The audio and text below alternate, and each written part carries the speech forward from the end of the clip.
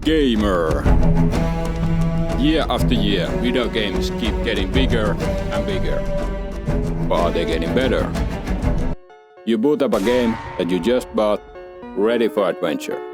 And what do you get? A bunch of NPCs telling you the life story and sending you on side quests where you walk across the whole map and press one button. Oh, but don't worry, you can do it for 200 hours. And the game is only $70. No. I want fun. And my money back.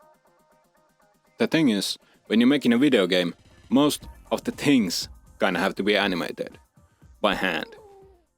Which is fine, if the game studio has like infinite money on their hands. But if they don't, the game is going to have like one door opening animation.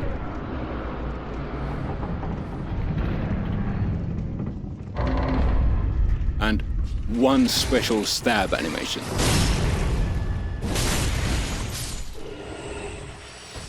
And if those animations don't line up perfectly, don't worry, you're just going to get teleported so that they do. And in order to focus on developing the things that are actually fun or interesting, those same animations are also going to get recycled onto the next game. But there's another way. A way that transcends manual labor, where you use math and logic and fucking science in order to analyze the game world in real time and use that information to dynamically create and adjust the game's animations as they are playing. This is called procedural animation, and it's something that I think is going to become more and more popular as time goes on. So I thought it would be a useful and interesting thing to learn and show you how I did it. When you are getting started animating, really the fundamental thing you want to nail down is a walk cycle. The thing is, that's kind of difficult to do procedurally, since we humans have this thing called pattern recognition, which we use to instantly detect if something is wrong about the thing we are familiar with. So if your mathematical formula of how a person walks is even a bit wrong, it's going to look janky as hell. And even if you have like a dog acting even a bit sussy, your brain will tell you that something is wrong, even though you'll have no clue exactly what. But do you know what isn't going to trigger a primal response in your brain? Insects. They could walk upside down for all I care, and nobody would notice. Like, do you know how spiders are supposed to walk? I don't. And I'm the one making a whole animation system based off them. So, step 1.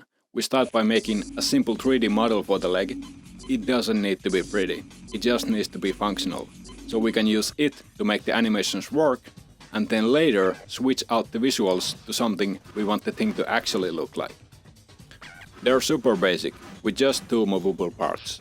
And in Unreal Engine, these legs can be added onto any object, where this part follows it around, and this part stays stuck to the ground. They don't affect the object they're attached to. Instead, they just try to react to its movement, trying to look as natural as possible. In order to make that happen, we first need to gather information about the environment. To do that, I went with this box approach where we have this box, and every now and then, a couple of times a second, we just check if the current position of the foot is inside or outside of that box. If it is inside of the box, great, nothing happens, we just keep on doing what we're doing. But if it's outside, that means the current position for the foot is bad, and it's time to move it back inside.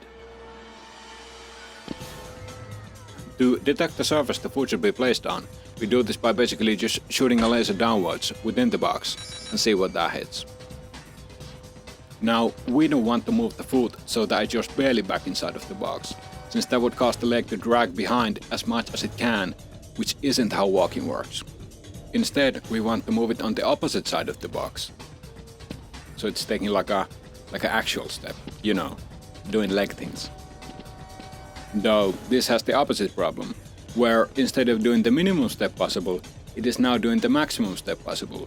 And if the object it is attached to moves even like 1 pixel in the opposite direction, it is now going to do the same maximum length step backwards. which isn't how walking works either. To fix this, we are introducing Box 2. It's a smaller box inside of the first one, which the foot gets moved into if it leaves the larger outside box. With it, the area where the foot is placed is completely adjustable, both in scale but also in position. So this means we can use it in any situation. It works perfectly every time. It's amazing. Let's get a round of applause for Box 2, everybody!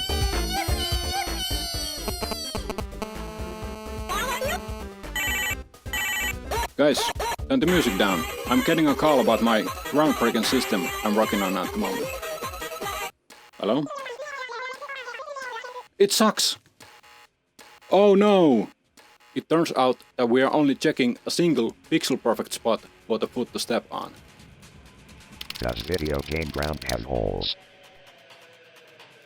Yes. This means that the single check can fail even if there's a 1 pixel hole in the ground, leaving the leg with no position to step to even if there's a perfectly valid spot available right next to the place we checked. This is a big issue, since being able to move in any kind of terrain is kind of the point of a system like this. After a while, I figured out that as a backup plan, we can scan the entirety of the inner box, from top to bottom, to find any locations to step on, which honestly kind of sucks for finding a good place, but it's really great for finding any place. To make it suck a little bit less, we can slightly tilt the scan so that when it hits flat ground, it's going to favor picking a position that is at least in the general direction that we want the leg to go towards. This fixed the terrain problem, and next up I only had to add a couple of adjustments to the leg, like how high it is lifted and the way that it's lifted, like does it go like or like I think I'll add a video right here so you'll know what the fuck I'm talking about. Here's a couple of quick prototypes that I did with the legs. As you can see, with a system like this, the opportunities are I mean they are not really limitless. This is just doing a single thing. But instead of just making them more complicated, I want to make like a proper character that uses these and then make them better based on that. So that's going to be my next video. You're going to enjoy that. But hey, thank you for watching this video.